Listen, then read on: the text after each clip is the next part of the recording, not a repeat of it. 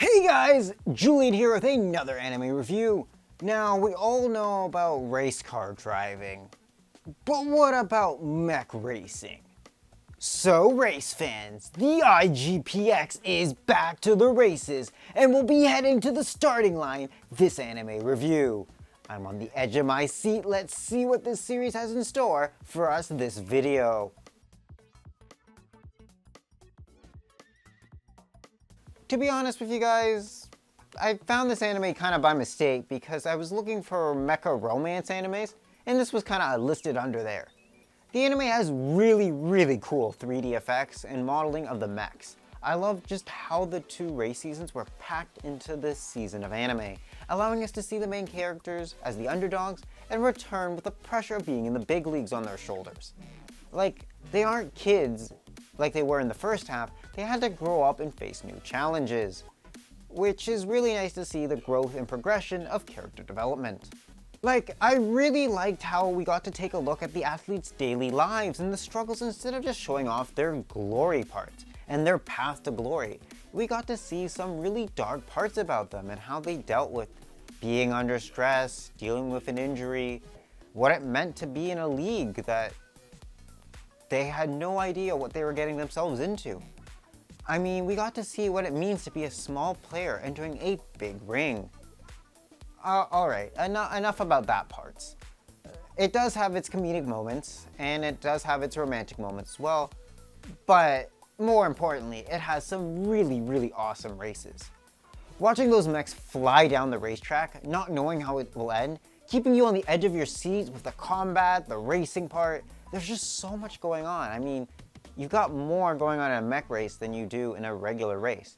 You not only have to race down the track, you've also got to worry about having the fights in between areas. I think that was really cool. Another really cool part about this series is that it actually has an accompanying PS2 game, which I do actually own, surprisingly. Which, I don't know, maybe do you guys want to see a review about the game? But the series only gets to talk about the first two seasons of the main team, Team Satomi, being in the IGPX. Unfortunately, we don't get any more seasons to see their progression throughout the entire series. What would really be cool is that we got to take a look 20 years later. You know what? That sounds like an anime theory to me. Be sure to look in that description for a link to that video. But now it's time for my favorite segment, Romance Corner. So we're going to be taking a look at the two romances throughout this series. Now, these are the two romances that are actually apparent to us. There is one other one, but it seems kind of hidden, and I'll be talking about that in the anime theory. So let's focus on the series' main romances. First up, we have Takashi and Fontaine. They were really cute at the start. I mean, Takashi had just entered the big leagues, so we got to see him kind of have all the fame come to him, and then we got Fontaine, who is a high-class girl.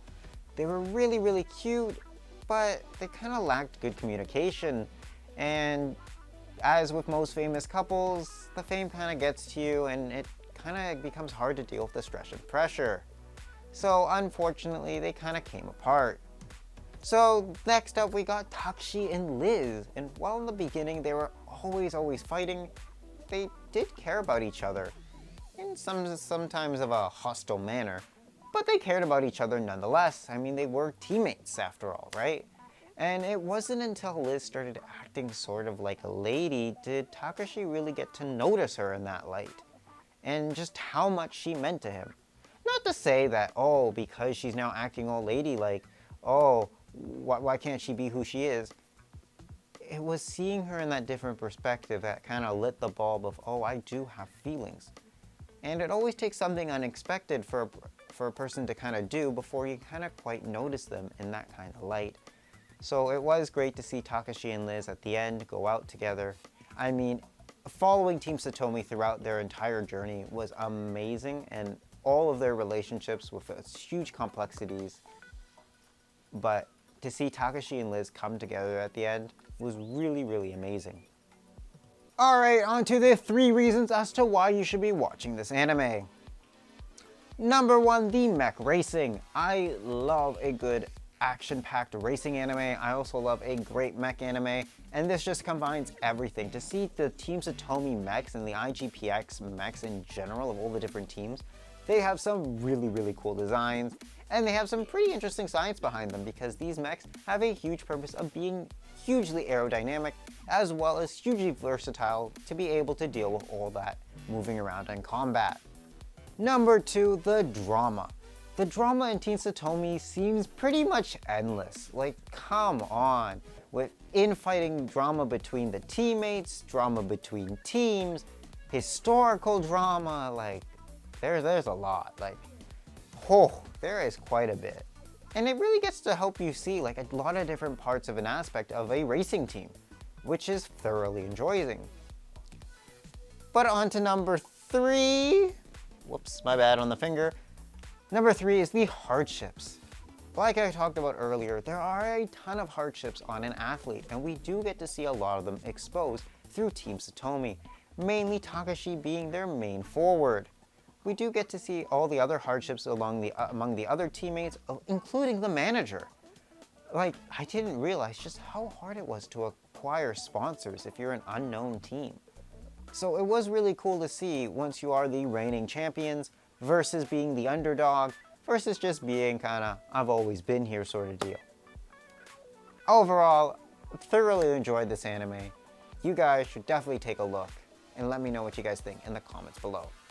As I mentioned earlier, there was a video game for the series, so maybe I should do an anime game review?